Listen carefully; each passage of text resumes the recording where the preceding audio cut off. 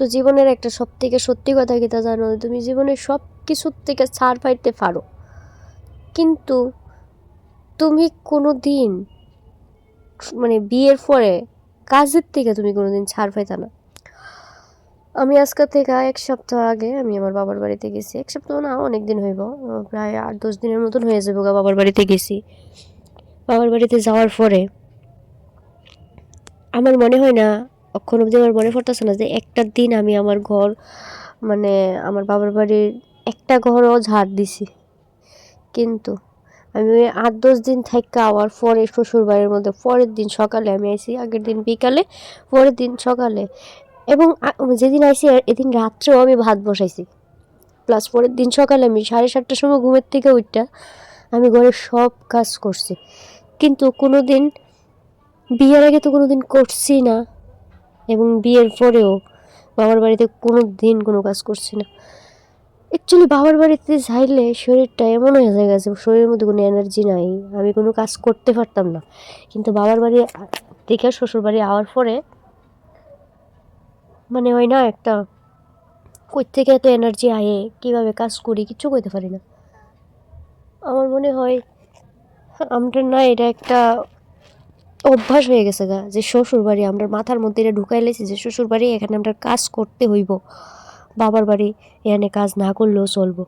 ঠিক আমরা এইটাই করি, আমরা বাবার বাড়ির কোনো কাজ করি না, কিন্তু শ্বশুর বাড়ির মধ্যে আমরা সব কাজই করতে পারি। এমনকি রাত্রে 8টার সময় আমরা রান্না করতে পারি, কোনো সময় 9টার সময় রান্না করে লাই, কোনো সময় অতিথি আইছে ঘুমের থেকে উঠতে সেটা রান্না করতে পারি, ঘুম থেকে উঠতে সেটা খাবার দিতে পারি। আর বাবার বাড়ির মধ্যে বয়া থাকা ছাড়া আমরা আর কোনো কাজ নাই। কেমন লাগে না ব্যাপারটা? কিন্তু আসলে আমি বুঝতে পারি না যে কে লেগে এরকম হয়।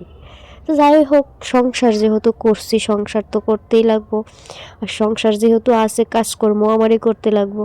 কিন্তু আমি এত কিছু করার পর এটাই বুঝতে চাইতেছি যে শান্তি জিনিসটা একমাত্র বাবার ঘরেই হয়। শ্বশুর শাশুড়ি যত ভালোই হোক না কি এর লেগা, হাজব্যান্ড যত কেয়ারিংই হোক না কি এর লেগা, এই যে শান্তি ব্যাপারটা না, এটা একমাত্র বাবার বাড়িতেই পাওয়া যায়। আমি স্নান করে সেটা আমি আমার কাপড়টাও আমি ধুইছি না, আমার কাপড়টাও ড্রেসটাও আমার বোন ধুইছে, নয়তো আমার মা ধুইছে, নয়তো আমার ভাইয়ের বউ ধুইছে। হ্যাঁ, কিন্তু কোনোদিনও আমি ধুইছি না।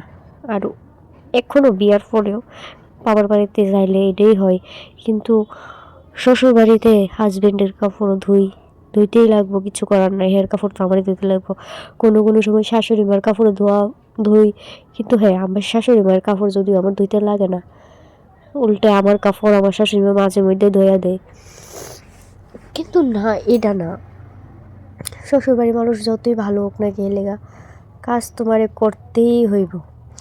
আরেকটা জিনিস আমি বুঝতে পাই না, আমি কাজ করি, সব কিছু গুছাই, ঘরের সব কাজ করি, সব কিছু গুছাই টুছাই রাখি, আমি নিজের হাতেই গুছাই, কিন্তু ঘরটা ভরে কীভাবে আমি এইটাই বুঝতে পাই না।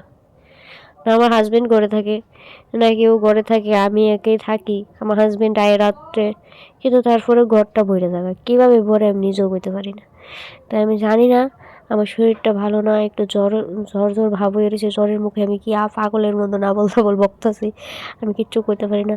তবে হ্যাঁ, প্রথমে যে কথাটি কইছি যে এইটি অ্যাকচুয়ালি আমার মনের মধ্যে সবসময় ঘুরে, তার লেগে আমি কথাটি কইছি। আমি মনে করি যে এটি সত্যি কথা, কিন্তু আর ভাল লাগে না এই সংসার, আর ভাল লাগে না।